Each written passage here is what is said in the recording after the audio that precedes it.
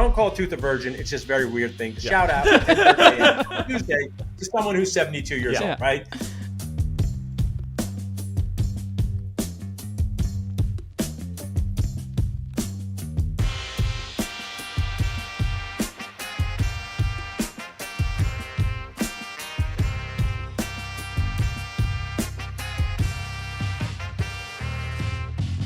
Paul, as many of you know, has kind of created his own like vocabulary within dental, and I'll be honest, some of them when like I first hear it, and I'm sure you get this all the time, Paul. You'll come up with like an acronym or something, and it's kind of like, what the hell is this? What does this mean? And then I find myself like months later, I'm like, why do I keep on referencing back to this? So it works. Is all I'm saying. Like it definitely works. So we didn't know we needed those words, but we actually use them. Yeah. So it's kind of cool. So I kind of wanted to ask you, I guess first off, to take a big step back on it, like your group being called like Dental Nachos, is there like some grandiose story to why that's the case? Did you like A/B test it with a bunch of different people, or were you like, dude, I just like nachos and I like dentistry? More the second one, but most good ideas come from your wife. So it's February 2017. February 2017, and Facebook groups for dentists are fairly new, and there was just a few big ones. And I was like, I love contributing to these groups, but I'd like to make my own, make it about implants and practice management and, being kind to one another. And I was like, what should we call it? Mary and my awesome wife, we were thinking about it, and we came up with Dental Nachos. It comes up, there's two meanings.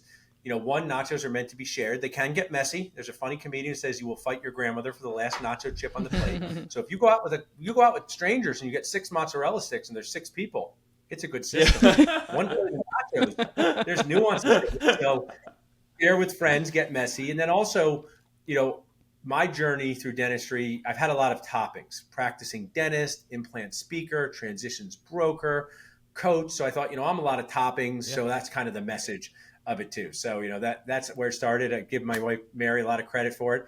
I had no idea it was going to turn into this. I think people forget the olden days of 2017. So back then you could add people to Facebook groups against their Facebook will. That's how groups go. You would just go and you would just look at your friend list and press invite, invite, invite. And I don't think they even had to accept it. Oh my goodness. Now if you invite people, it shows up to accept it. Like if I see my phone and they say, oh, I was invited to, dentist, who love pizza, I have to accept it. But back then I was like, oh, maybe 1,000 people join, but why don't I just like start inviting my friends from dental school? Yeah. And as you're scrolling with your thumb, I would accidentally like invite my wife's friends or this. And I go, oh, I'm so sorry. You don't have to be part of the group. I apologize. They go, oh, I kind of like seeing what these dentists talk about. So it was always a group for everyone. Anyone attached to teeth. In a happy accident like Bob Ross, people thought it was for posting pictures of their nachos. So nachos are the golden retriever puppy of appetizers. So when they were posting them, it would just stop people's scroll. Yeah. I would be walking around Philadelphia and I would get a text message from a friend and go, Paul, here's a picture of my nachos, but I don't think they're worthy of the group. Oh my gosh.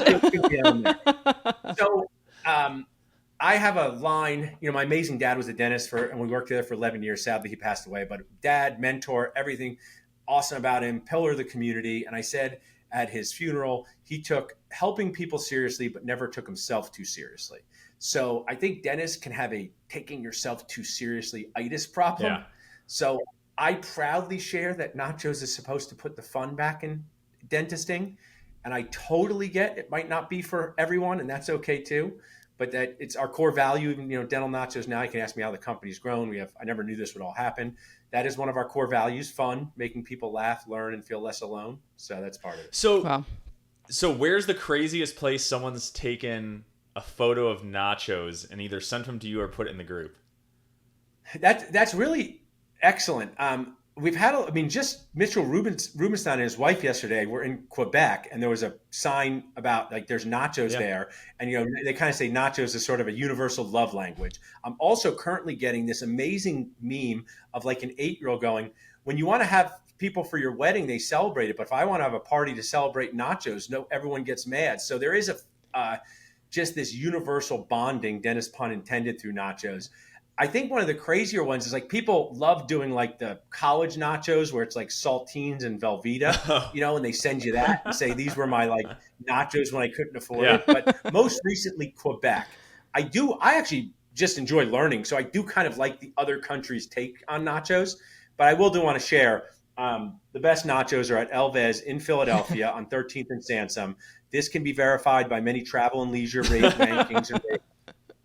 The reason they're the best, though, Alex, is that they're served on a pizza pan, and all of the toppings are evenly distributed. So while I love all nachos, I don't always love the digging for just the soggy, no topping chips at the bottom. Yeah. So I can send you a photo of them. My top nachos are still Elvez, even after all these years. That's awesome.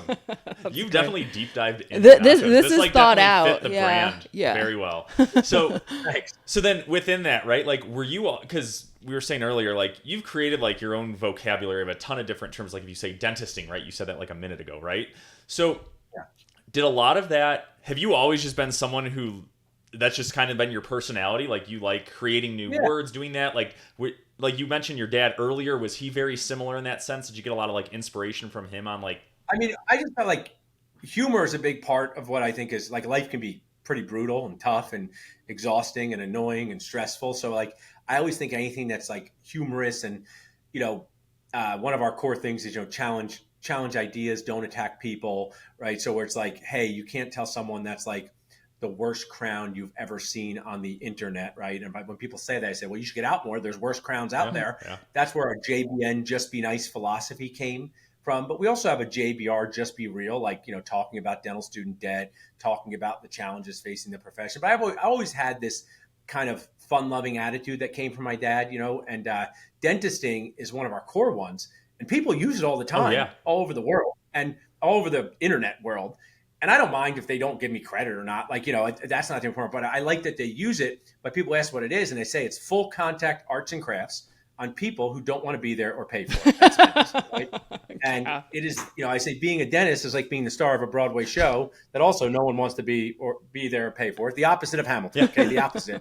And I just think that like my thing is like I have a 7 and 11-year-old, and like I'm very tuned into the 7 and 11-year-old challenges. Like I never know I'd be spending all this money at Sephora.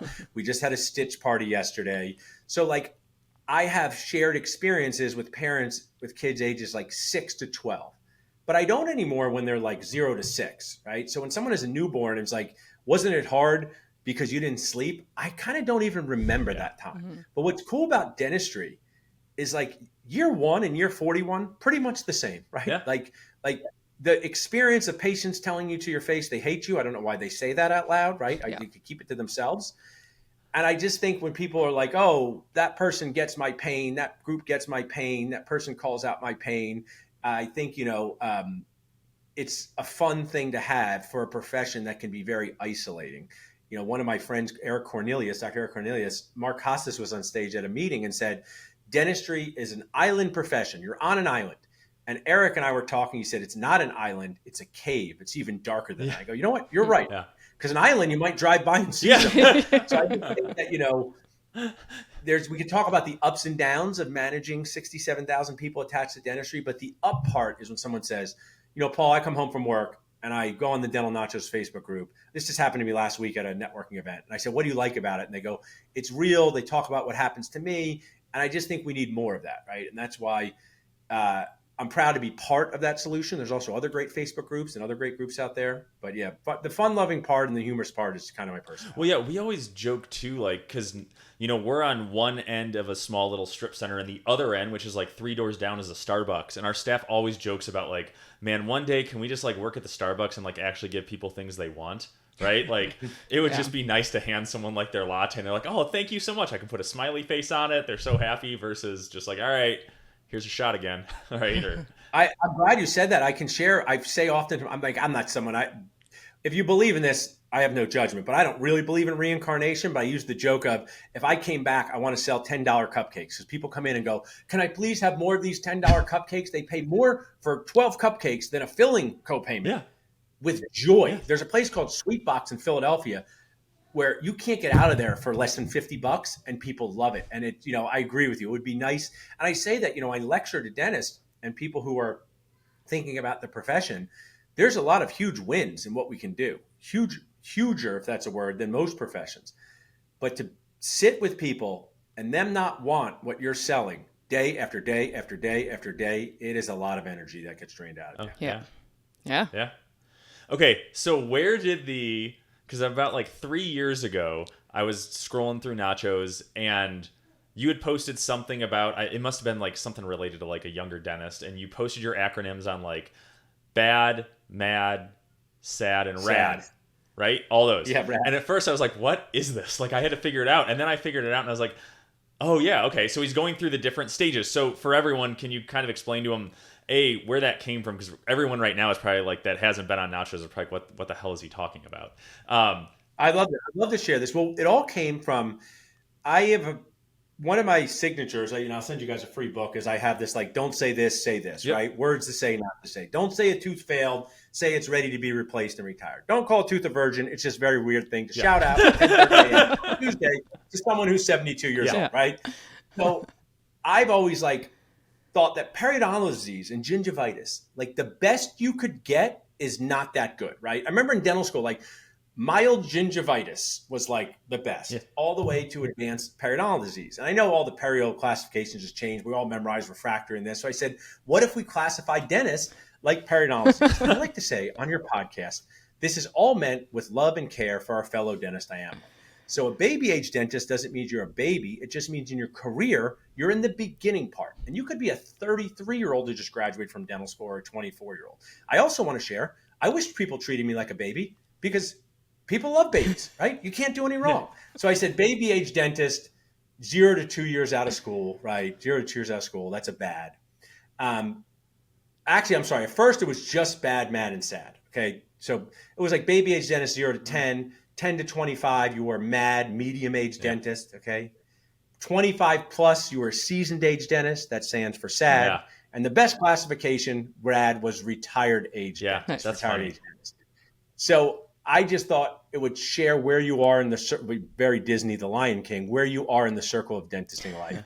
And most people find this to be fun. And they say, I just think when people say, hey, I'm a bad, and you just know if that person's new out of school. I used to be new in this profession.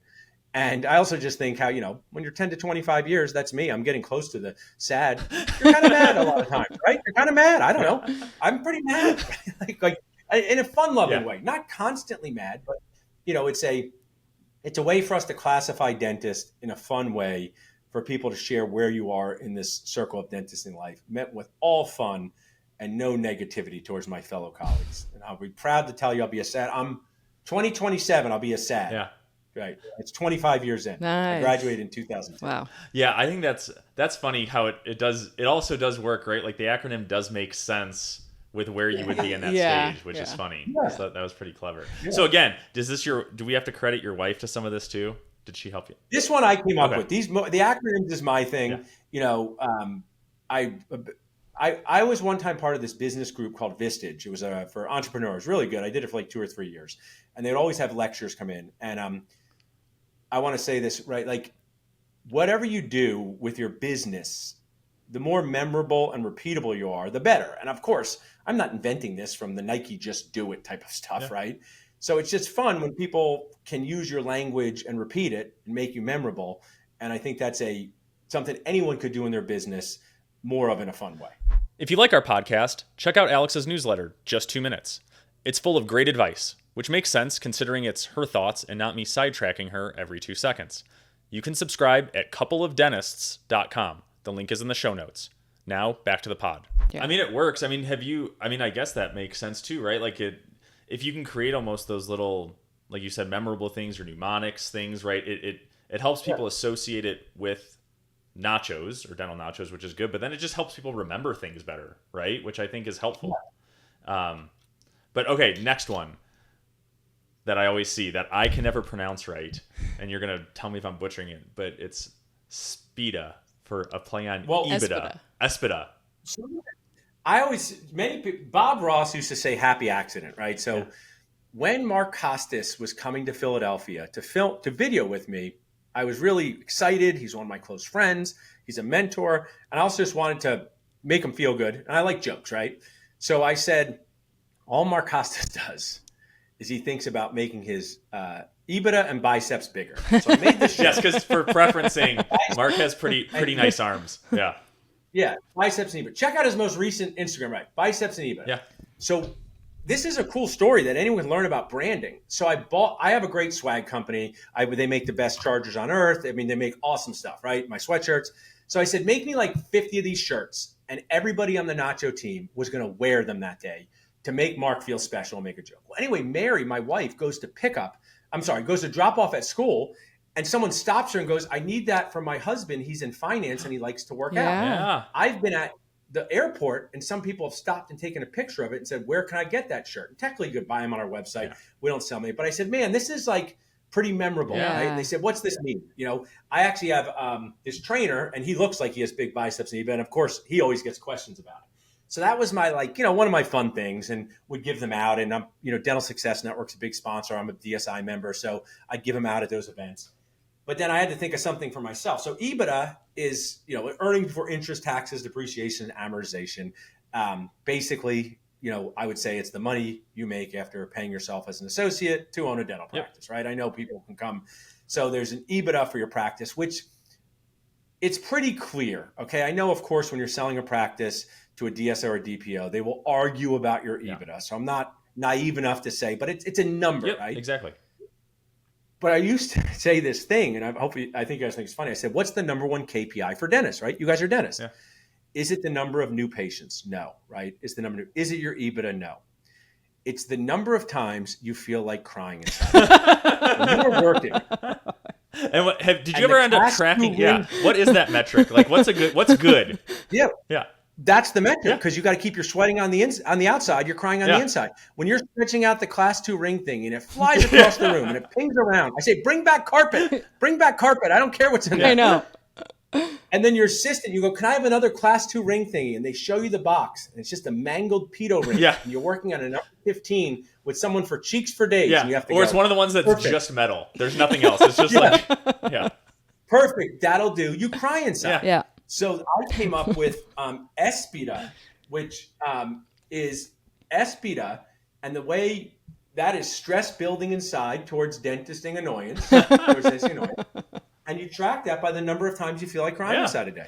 And maybe you got to bring that number down, so 37 to 30. Yeah. So what so what is is the metric? Yeah. What is the range? Right. Like you say, you want your employee costs, say like 25, 30%, right, or whatever that is. What should my number be for this? Like how many cries? 0. I mean, I want to share. I am a dental practice owner. I don't do clinical dentistry, right? So I think that's clear. I talk about, like, you can own a practice, not do the class 2 composites, and still be firmly attached to your dental practice. So I am not a dental. I stood up in a meeting once for the DSI, and I said, hey guys, I don't practice clinical dentistry anymore, and everyone ran up and go, how did you make this magic happen? Well, I'm like, I've chosen an even more stressful thing, selling things to dentists. So I don't know if you want that life for me, but just that I was at my dental practice on Wednesday. And I mean, I feel like if you only cry inside once per hour, that's amazing, because I feel like it can happen. So I think if we did it hourly and it was only once per hour, and these are things that I would, maybe you guys could be the first ones if you go into your, I'm old enough that when people went into bars, they had like a hand counter for the bouncer. Right? When he got to 100, he had to stop. So we need the phone thing where, hey, go to your practice, start at 8:30 a.m. and check something when someone says, why doesn't my insurance cover this? When someone knocks on your door and says, I got to tell you something about the autoclave. Oh, a good story about the autoclave? No. No, I just had that one earlier. I was walking by in our consult room, there's an extra computer in there, and I saw she had, my assistant had up a Tuttenauer warranty form thing, and I was like, oh God, we just got a new ultrasonic cleaner. What is this? And it's like, oh, it's not working already. And then it's like, and then having to fill that form out is awesome. So that was fun. I guess that was my one yesterday. I think so it would be tracking that. And I used to share this story, which I think would be valuable. I was a big fan of the show Game of Thrones. Mm-hmm. So if you've never seen Game of Thrones, it might be hard to follow this, but I'll explain. So Jon Snow was one of the stars of Game of Thrones. And in the first season, he found these people called the White Walkers that were coming to attack everybody. And he went back to his village and he said, hey, everybody, the White Walkers are coming. And no one's like, good point, Jon Snow. We should guard against them. They didn't believe him at all, right? And then they find out that they're a thing. I'm not ruining it. So I will share. I am 48 years old next month, and I've been a dentist since 2002, and I've run a company named after an appetizer since 2018. So I have the context of 2 different worlds. A world where I can wear a sweatshirt and no customers come in at Dental Nachos, and a world where you have 42 people asking you, what does your insurance cover? And I'll share that dentistry is, to me, one of the most operationally complex businesses you can own, but one of the most financially stable. Yep. And running Dental Nachos and Dentist Job Connect is one of the least operationally complex compared to dentistry, but the most financially unstable. I've never laid awake at night wondering how I was going to make payroll for my dental office. I have had times where I didn't take money. I've had times we've had big bills, but I've never said, I have no idea how we can pay these people. And that's happened to me a lot in Dental Nachos and Dentist Job Connect. Conversely, I've never gotten a text at 7 a.m. for Dental Nachos where my assistant was sick and the whole day had to get shut down. Yeah. Like when someone doesn't show up at Dental Nachos, guess what? Nobody knows, right? We're all just in this building. But in your dental office, you can't hide it, right? No. Yeah, so, I mean, there's problems like which problems do you want, right? Yeah, it's like you always talk about that, and that totally makes sense. You're right. Even with doing like we did 2 startups, and I mean, you get bank loans, right? And you have stuff like that, and they give you working capital. But there was never a time where we were both like, "Oh crap! Like we're gonna have to take money out of like our personal account. We're gonna have to drain into this." Like, and it's not like our startups were one of those where you see where they got like 200 new patients the first month. It was very like a normal trajectory. But even with that, there was never like an oh shit moment. Like, oh man, we're screwed. It was, but you're right? Like operationally, it's so complex. Oh, it's so, I mean, we have a surgical prosthodontist, and we could have like $20,000 of care scheduled. Forget about the money for a second. We got 5 old people that cleared their day. Do they have anything else to do? No, but they always complain about clearing their day, these older people, right? I always say, like, isn't this one of your highlights? And I joke, I'll be that way too. But you got like 6 people who might have to get driven to the office by somebody else. Yeah. Then we have all this care scheduled. And if his assistant calls out, it's done, over, gone. Yeah. And any dentist who says, oh, can't you just get another assistant? They have no idea what it's like to be a surgical prosthodontist, because that assistant is so highly trained that you cannot just bring assistant off the bench and start saying, how does this guide fit? So I just think the vulnerabilities to disrupting your day as a dentist is so stressful. Oh, it's so tough. I mean, I think probably the biggest one the last few years, I feel like has been when the hygienist doesn't show up. And not like normally your normal hygienist, but like if you're using like a temp agency, right? Like I feel like the no-show rate is probably higher on that than like someone you have hired. That's the toughest too. That's the biggest challenge we've had the last couple of years is, I'm running 2 columns, my associate's running 2 columns, and then the hygienist has, I don't know, we work long days, so they'll have like 11, 10 to 11 appointments. And then at 7 a.m., you'd get a text from someone saying like, hey, I can't come in today, right? And it's not someone you've ever worked with before, so there's not really much you're going to do in that situation. And then you're front stressed because now they have to call a bunch of people and like or fit them in your schedule. How do we fit them in my schedule? Yeah. Like it is, you're right. It is. I don't know of another type of profession or job or business that has so many, like you said, vulnerabilities like that, where little things can have such a big ripple effect. It's challenging. And I mean, my like phrase for this is not an acronym, but I my favorite thing to do is speak. I love it, right? I love 20 people, 200 people, 600 people. I love it. It's my favorite thing to do. And when you're speaking, we got to bring the crowd back. They got to pay attention to something. They got to laugh, because laughter is like make you remember. I say, running a dental practice is like running a circus, where the animals don't try to eat you, just slowly annoy you too. Why does the giraffe get off on July 4th? The giraffe always gets off on July 4th. The elephant's not coming. And that's what it feels like. And every single dental person in paperwork, they laugh, right? They laugh. I mean, and it's because they laugh in a good way, because that's our authentic life. So I just think that's what they should tell pre-dental students more. Not, what they tell people about dentistry? It's crazy. If you love it, you should do it. If you love it, you should do it. If you love, okay, cool. How do I taste test it? Like, can I do a filling for fun on someone? The only way, it's just luck. It's luck. There's 2 people who love dentistry or like dentistry.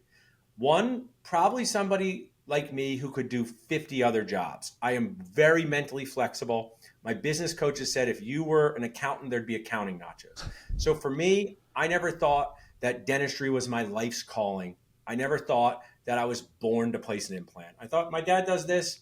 You get to be your own boss. I like helping people. Yep. And then there's other groups who do love dentistry, right? Like they love it. My dad played tennis with this guy who was a general surgeon who said he would do surgery for minimum wage, right? Like, so he just said, I love it that much. But most people are neither of those people. Mm-hmm. So they need to really find out what this career is like before they decide to sign up for 30 years. so we can get the people in the profession who really want to be there.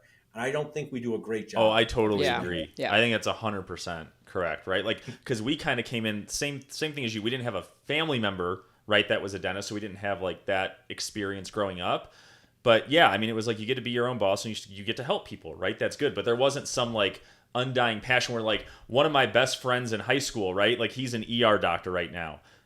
We all knew when he was 10 years old he was going to be an ER doctor, and he's even made the same comment like, I would do this if I was getting paid $30,000 a year, because he was the one, like, if anyone got hurt, he knew like I'm gonna put this on, I'm gonna do this, I'm gonna figure this out, like knew all these terminologies, and we're like, oh, this just fits you. But like you said, that is not most people, right? Most people, like you said, are a little bit more mentally flexible in terms of like, maybe I could do this, I could do this. Like they aren't like that hardened on that path. So yeah, I agree. I think that is a big challenge, and something a lot of people I think are afraid to maybe talk about when they're going through dental school, and almost feel like if they start to talk about it and maybe like we're saying, you know, I like this, but I feel like I'm being told I have to love this and it has to be my passion, they kind of get afraid to just share like, well, maybe it's okay if it isn't my like full passion, but I'm still going to figure out how to make a nice career out of it.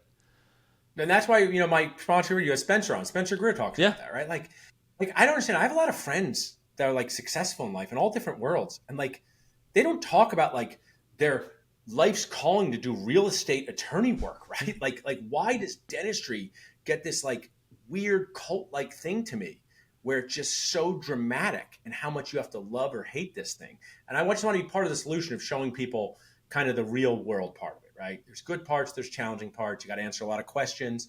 So I think the thing I'll share for you is like, even though I grew up in a dental practice with my dad, and I say this all the time, I worked in the office, painted the fences, assisted my dad, answered phones at the front desk. I had no idea what it was like until I was holding the handpiece. None. It's impossible. Yeah.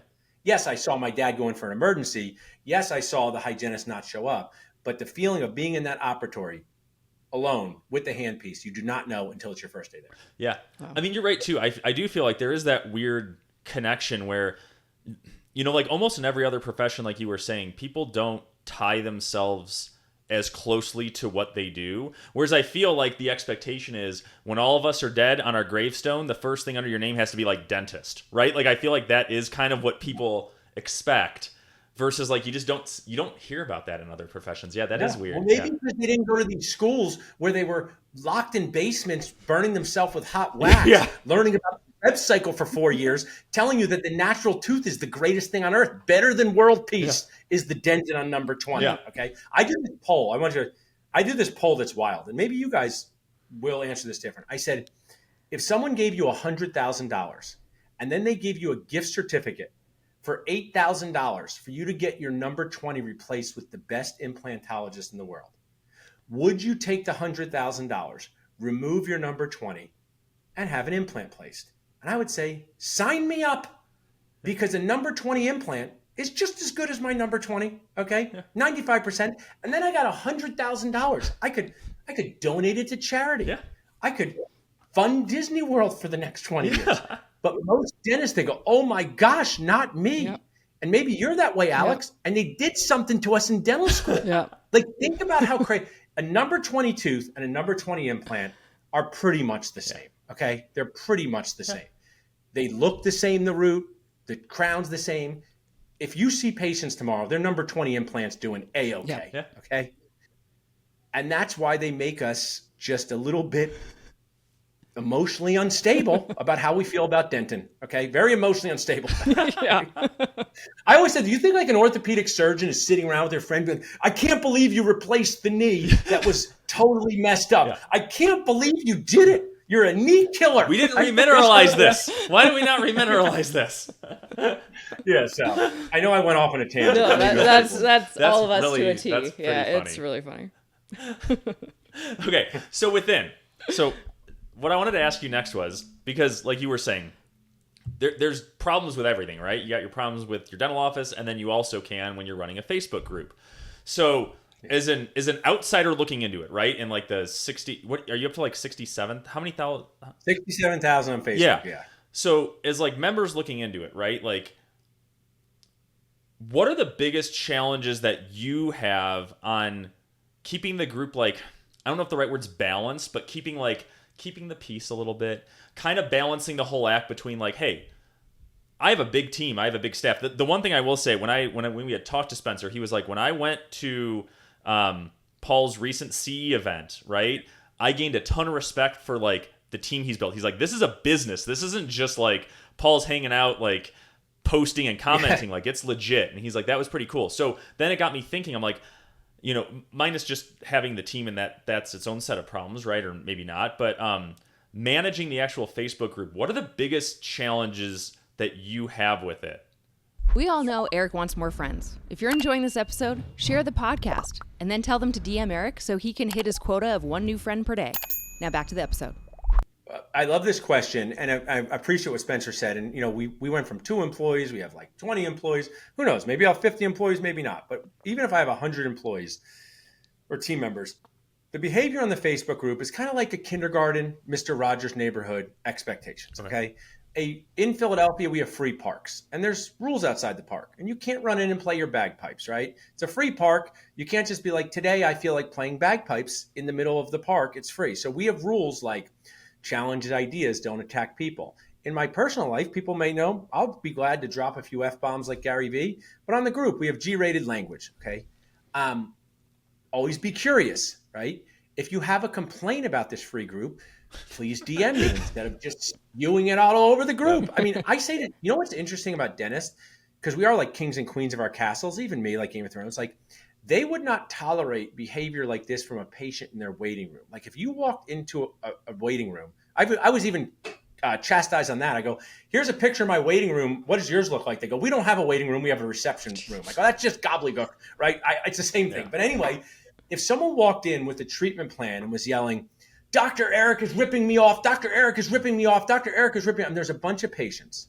You wouldn't just be like, oh, that's free speech. Just let him go. You'd be like, hey, could you like come talk to our office manager over here?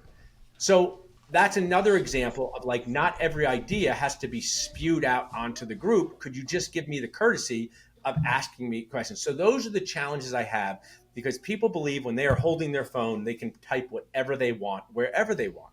And I've been a big fan, Eric, of sharing with them. Facebook is free, correct? Yep. Facebook. Yep. Dental Nachos is free.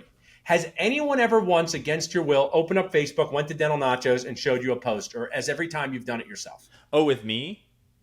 Yeah. Like when you voluntarily open up the app, and then you scroll. And I choose to click on something, and I say, I'm going to look at this. Yeah. Yes. Yeah. So I've learned this from Gary Vee, and I have a funny blog that I made called Why I Had to Stop Following Dads with Perfect Abs, because I was so mad that these dads would post pictures of their abs, and I was over here eating nachos, and they made me mad.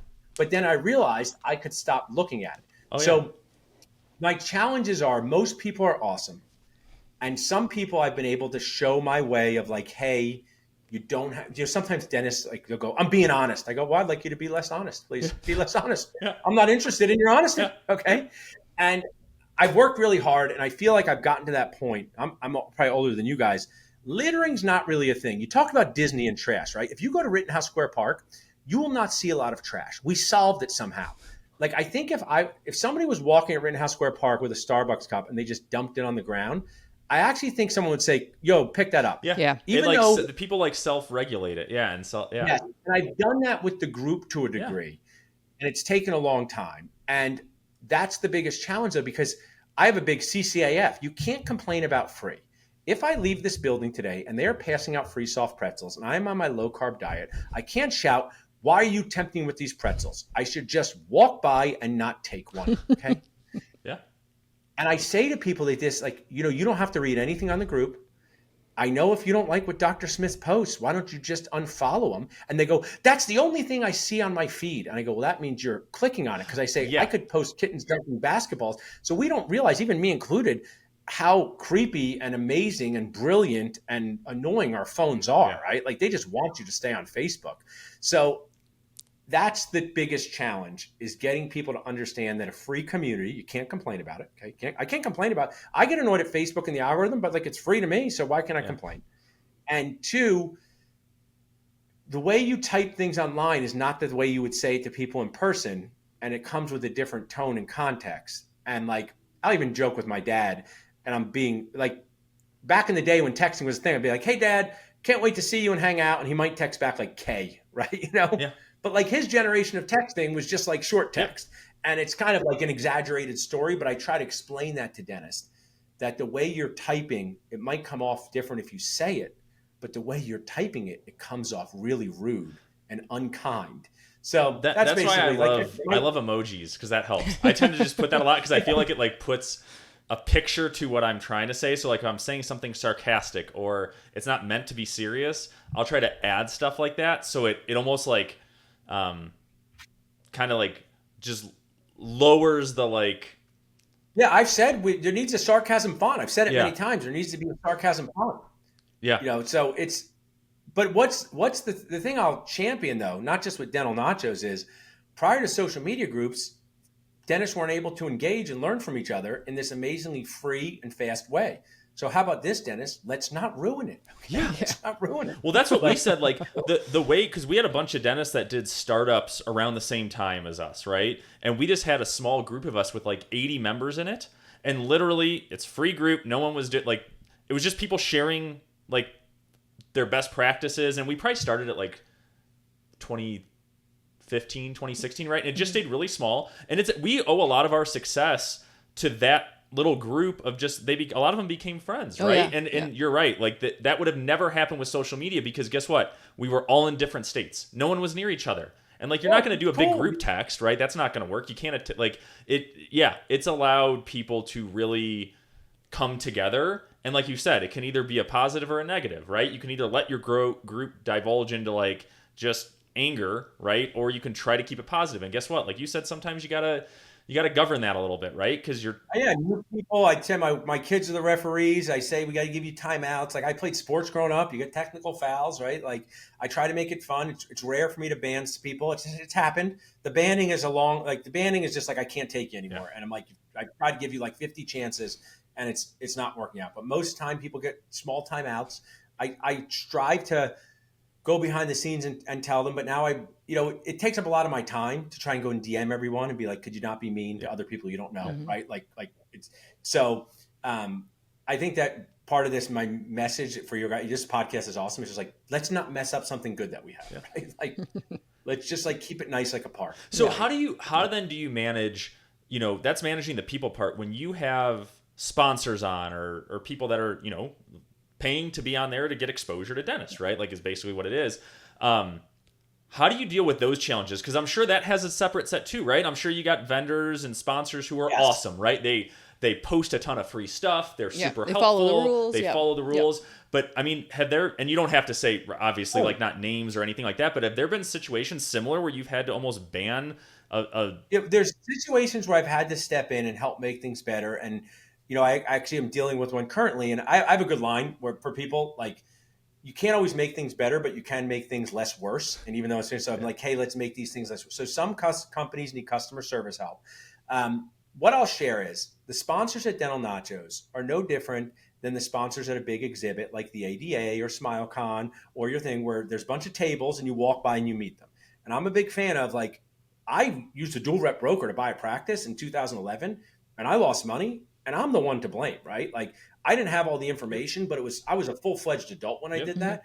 So I tell people, verify that who you're working with is who you want to work with. I also remind them, do you have any 1-star Google reviews? Oh yeah, I have 5, but I have 500 5-stars. I go, well, there are people out there that you didn't fit with, but doesn't mean they don't fit with anyone else. Sponsors are under the same, don't be jerks to people as the community members. So I don't vet that this is the best. Some people message me, they go, I'll use this accountant on Dental Nachos if they're the best accountant on earth. I go, I don't know where these rankings are coming from, like Seinfeld, right? I go, you want me, a fellow dentist like you, and that's because they're just they're not confident. So I say, why don't you do a demo? Talk to them, ask about their clients, do the same thing that people do when they're choosing you. So I have a very big, like, we're all adults. We all make our own decisions.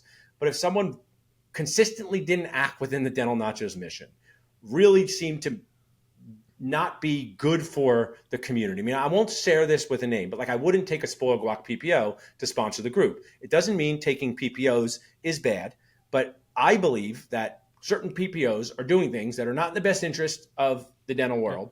So I just, as the community leader, might not, if they said, oh, I want to sponsor your group for 50 grand, I might say, no, thanks. Another one was the do it at home ortho. That didn't work well either. Yeah. So I make decisions, but like I'll have 5 accountants and I say, talk to them, see who you fit with. And most of the time, the frequency of both the first thing I talked about and the sponsor thing is so low. But we all know that when one patient causes us a problem, we tend to forget about the 49 ones that liked us and just focus. Well, and I mean, too, it goes back to the point, like, your group's a free group, right? Like, you're also not coming in and saying, pay me $1,000 a month to be in Dental Nachos. I'm going to vet the greatest accountant, the greatest I'm going to put in all this due diligence. That would be a totally different business model. Yeah, yeah. I say that. That's much more, like, that would be a different business model. And I'm not saying that's a bad one either. I love what you're saying. You know, like, they go, I would say you can get your refund on the way out of the group and refund your membership, right? And I just think that this is still so new, Alex. Us interacting on social media, it's still so new. Yeah. And my hope for my children and our children is they figure out some guardrails to this stuff, because it's like kind of like the first car, right? Like, where they're excited to have it. We're kind of still like 10 years into this type of thing. I know not 10 years into the internet. So I see some of the awesomeness of it. But like I said, I see some of the frustrating part. Some people go, I paid a consultant $100,000 and they ran off with my money. I'd be like, who told you to pay someone $100,000 in one check? I've never done that. And I think I think one of desperation causes disasters, and I take this seriously, but there are dentists, and I've been in situations where I've had struggles, and when you're struggling, you just want to hope for some magic wand to come and help you. Yeah. And if you turn off the part of your brain where it says, hey, I better check some references, or hey, I better ask someone, and you just run over here and say, I hope this solution happens. So my hope is to be part of the world that makes things better for dentists, gives them more opportunities that they wouldn't have had, and creates more fun for what we do. No, well, I mean, thanks. I mean, from our perspective too, right? Like, I think we both feel like these Facebook groups, especially yours, like, it definitely is like a net positive, right? For the dentistry community, which it seems like that's like your main mission is that, right? Like, to just create positivity within dentistry. So, but what you said is right. Net positive is so important in life, right? It's like, I used to watch that show, The Good Place. And I was like, I know that thing where like the guy was like, you could run over 10 people to save one. The whole train. Those are pretty dramatic examples. Those are dramatic examples of net positive, right? But like, you're so right. Like, all the Facebook groups, the podcast, the Instagram, it's a net positive. We're connecting, we're learning, we're finding what's out there. And then we have to deal with the risks, just like a treatment plan. There's benefits and risks. So I think, as someone who's about to be 48, I've lived in both worlds. There was no social media. You wanted to talk to someone, you had to show up with your face and put it next to their face. I tell dentists, that's what happened. You want to know where a party was in dental school, you had to walk out of your apartment and see if anybody wanted to hang out with you. Right? Okay. Yeah. So I think that net positive is a great way to put it. Nice.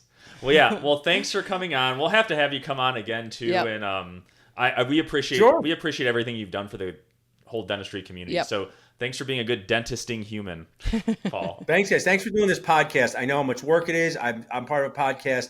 Please let me know how to share it. I love that we can kind of take these conversations and put them where people can listen anytime. So be proud of yourselves for doing it. Awesome. Thanks.